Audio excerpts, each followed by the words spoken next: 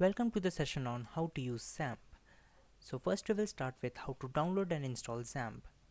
So to download XAMPP, go to apachefriends.org/index.html and click on XAMPP for Windows. So this will automatically download the latest version of XAMPP for Windows. Now since I have already downloaded it, I will just show you how to install it. Now if you're using any other operating system like such as Linux or OS X, you can go to this link and you can download their respective versions. So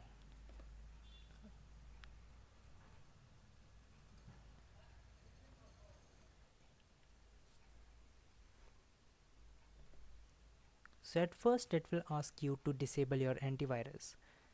Now in most cases it will work even without disabling your antivirus. So I'll just click on continue with installation. But if you are unable to install, you can disable your antivirus. Now it needs some permission to read and write.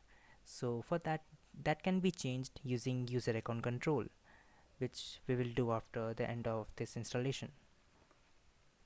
So click on next and choose the components you want to install. So if you don't know what these components are, then you can directly click on next. Then choose the path where you want to install XAMPP. And we don't need it, so next and next.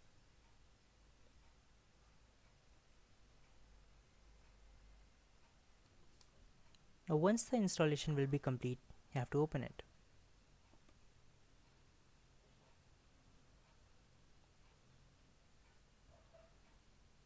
Now when you will start it for the very first time, you will not be able to start any of these components. So for that you will have to give it permission.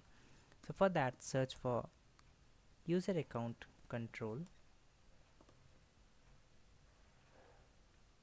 and bring this bar to the bottom and click on OK. Now you will be able to start these components.